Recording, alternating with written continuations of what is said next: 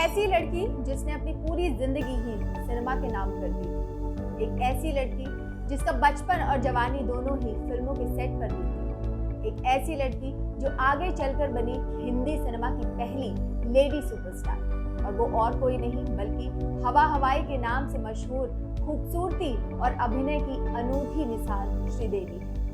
आज की फिल्मी कहानी श्री अम्मा यंगर अय्यप्पन यानी श्रीदेवी के नाम। नमस्कार, आप देख रहे हैं डेली बज़ इंडिया और मैं फिर हाजिर हूं आपके लिए एक और फिल्मी कहानी लेकर। श्रीदेवी का जन्म 13 अगस्त 1963 में हुआ था।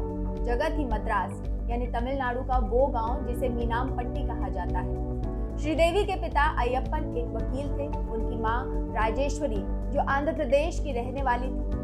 यही कारण था कि श्रीदेवी तमिल और तेलुगु दोनों भाषाओं को अच्छी तरह से जानती थी। श्रीदेवी को प्यार से अम्मू कहा जाता था। श्रीदेवी की एक बहन भी है जिनका नाम है श्रीलता। श्रीदेवी के पिता की उनकी पहली पत्नी से 2 बेटे हैं जिनका नाम है सतीश और आनंद, लेकिन सुपरस्टार ने अपने इन दोनों ही भाइयों से कभी कोई ताल्लुक नहीं रखा, लेकिन वो अपनी बहन से बेहद प्यार करती थी। अगर श्रीदेवी की पढ़ाई के बारे में बात करें तो उन्हें कभी स्कूल और कॉलेज देखने का मौका ही नहीं मिला। जब से श्रीदेवी ने होश संभाला तब से उन्होंने देखा तो सिर्फ सिनेमा, शूटिंग सेट्स और सुना तो सिर्फ लाइट्स, कैमरा और एक्शन। 1967 में जब श्रीदेवी सिर्फ 4 साल की थी तब उन्होंने बतौर बाल कलाकार तमिल फिल्म कंधन करुणाई से अपने करियर की शुरुआत कर दी। जिस उम्र में बच्चे माँ का पल्लू भी नहीं छोड़ पाते, उस उम्र में श्रीदेवी ने बड़े बड़े डायलॉग्स बोलना शुरू कर दिया था। इस फिल्म में श्रीदेवी ने मुरुगन भगवान का बाल रूप निभाया था। इस फिल्म के रिलीज के 2 साल बाद एक और माइथोलॉजिकल फिल्म बनी थुनाईवान, और एक बार फिर श्रीदेवी ने उसमें भगवान मुरुगन की भूमिका निभाई। इसके बाद श्रीदेवी ने कई तमिल फिल्में की।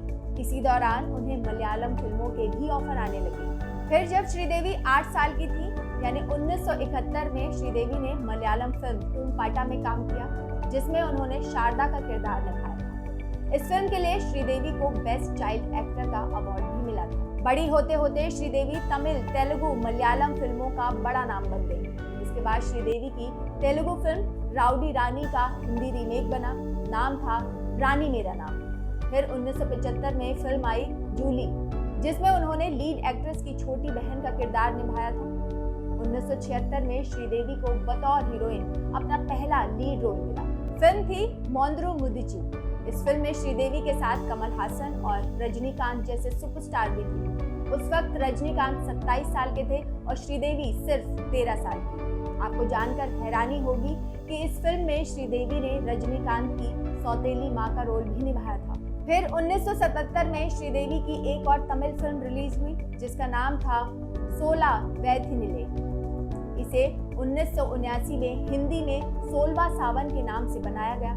हालांकि पहले श्रीदेवी ने हिंदी रीमेक में काम करने से इनकार कर दिया था। उनका कहना था कि ना तो मुझे हिंदी आती है और ना ही इंग्लिश, तो मैं मुंबई आकर काम कैसे करूंगी। लेकिन फिल्म के डायरेक्टर भारती राजा ने उन्हें समझाया, जिसके बाद पहली बार उन्होंने मुंबई में कदम रखा। तब उन्हें कहाँ पता था कि किस्मत ने उनके नाम क्या क्या किया हुआ है। 1982 में श्रीदेवी को मुंद्रम पिराई के लिए बेस्ट एक्ट्रेस का अवार्ड दिया गया, जिसे बाद में सदमा नाम से बनाया गया था। इस फिल्म के बाद श्रीदेवी फिल्म इंडस्ट्री पर छा गई। उन्होंने 1983 में फिल्म हिम्मत वाला में काम किया, जो एक ब्लॉकबस्टर साबित हुई।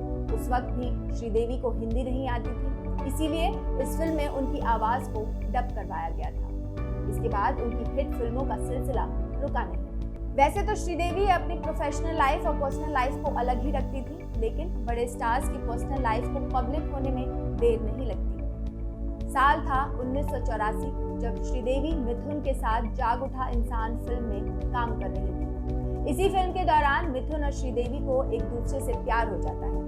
खबरें तो ये भी थी कि दोनों ने चुपचाप शादी कर ली है। उस वक्त मिथुन श्रीदेवी को लेकर काफी पॉजिटिव थे और श्रीदेवी भी मिथुन के प्यार में पागल थी। मिथुन को श्रीदेवी का बोनी कपूर से मिलना पसंद नहीं था। खबरों की माने तो श्रीदेवी ने बोनी को बुलाकर एक दिन मिथुन के सामने उनके हाथ पर राखी भी बांधी थी। दूसरी तरफ मिथुन चक्रवर्ती की पत्नी योगिता बाली उन्हें तलाक देने के लिए राजी नहीं थी। पत्नी और प्रेमिका में से जीत पत्नी की हुई और मिथुन और श्रीदेवी का रिश्ता खत्म हो गया।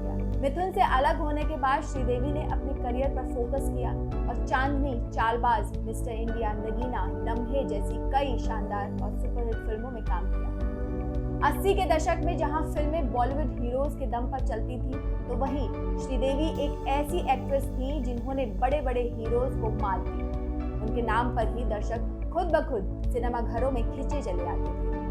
यही वजह थी कि उस दौरान श्रीदेवी अपनी फिल्मों के लिए हीरो से ज्यादा फीस लेती थी। नगीना के लिए उन्हें ऋषि कपूर से ज्यादा फीस मिली थी। खैर 1996 में श्रीदेवी ने बोनी कपूर से शादी की। बोनी कपूर ने श्रीदेवी के साथ कई फिल्में बनाई थी, लेकिन बोनी कपूर ने श्रीदेवी को सबसे पहले एक तमिल फिल्म में देखा था और वो उनके दीवाने हो गए थे। अपनी फिल्म मिस्टर इंडिया के लिए बोनी ने श्रीदेवी को साइन किया। उस वक्त श्रीदेवी एक फिल्म में काम करने के लिए 8 लाख रुपए की फीस चार्ज किया करती थी, लेकिन उनकी बहन ने बोनी कपूर की फिल्म के लिए 10 लाख रुपए की डिमांड कर दी। बोनी कपूर किसी भी कीमत पर श्रीदेवी को अपनी फिल्म में लेना चाहते थे, इसीलिए उन्होंने श्रीलता से कहा, मैं 11 लाख रुपए दूंगा, लेकिन आप मुझे श्रीदेवी की डेट्स दे दीजिए। साथ काम करते करते बोनी श्रीदेवी का बहुत ख्याल करते थे। इतना ही नहीं, वो हर मुश्किल और अच्छे वक्त में श्रीदेवी के साथ खड़े रहे। धीरे धीरे श्रीदेवी को भी बोनी की आदत हो गई। 1996 में श्रीदेवी की मां का निधन हुआ और उसी साल दोनों ने शादी कर ली। बोनी ने अपनी पहली पत्नी मोना कपूर को तलाक देकर श्रीदेवी से शादी की थी। वैसे जब श्रीदेवी मुंबई में नई आई थी, तब मोना ने ही उन्हें अपने घर में रहने की इजाजत दी थी। तब उन्हें कहाँ पता था कि जिस घर में वो श्रीदेवी को पनाह दे रही हैं, वो घर एक दिन उन्हीं का हो जाएगा। कहा जाता है कि श्रीदेवी की सफलता में उनकी बहन श्रीलता का अहम रोल था। श्रीलता ने कई सालों तक श्रीदेवी के सेक्रेटरी का काम किया।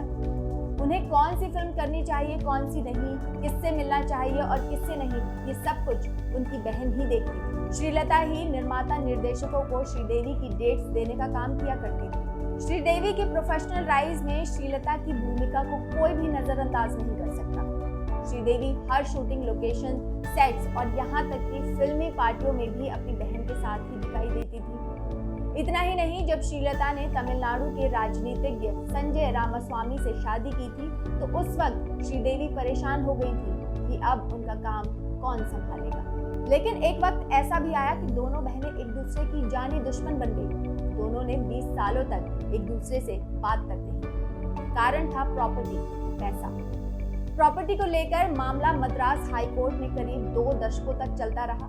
लड़ाई ने इतना गंभीर रूप ले लिया था कि उनमें आपस में बोलचाल तक बंद हो गई। दोनों बहनों के बीच का विवाद चेन्नई और मुंबई की कई प्रॉपर्टीज को लेकर था, साथ ही एक मोटे वित्तीय हर्जाने को लेकर, जो उनकी मां के निधन पर अमेरिका के एक अस्पताल से मिला था। दरअसल श्रीदेवी की मां राजेश्वरी अयप्पन को अमेरिका के एक अस्पताल में भर्ती करवाया गया था, जहां उनकी मौत हो गई। श्रीदेवी के परिवार ने अस्पताल पर मेडिकल लापरवाही का आरोप लगाया। मामला अमेरिकी अदालत में गया। बाद में अस्पताल को हर्जाने के रूप में उन्हें 7 करोड़ 20 लाख रुपए देने पड़े। इस रकम को लेकर परिवार में विवाद हो गया कि ये कैसे बटेगी। श्रीलता ने पूरे परिवार को अदालत में घसीट दिया। मद्रास हाई कोर्ट के फैसले में 2 करोड़ रुपए श्रीलता के हिस्से में आए। इसके अलावा दोनों बहनों में बाकी प्रॉपर्टी को लेकर भी विवाद था। बाद में श्रीदेवी के पति बोनी कपूर ने इस पूरे मामले को सुलझाया।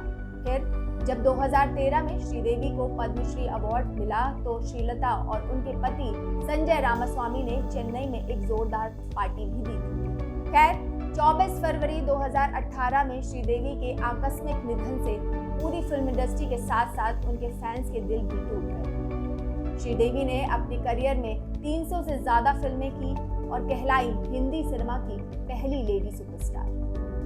ये थी आज की हमारी फिल्मी कहानी। आपको कैसी लगी हमें कमेंट करके जरूर बताइएगा। इससे पहले बेल आइकन दबाकर हमारे चैनल को सब्सक्राइब करना बिल्कुल मत भूलिएगा।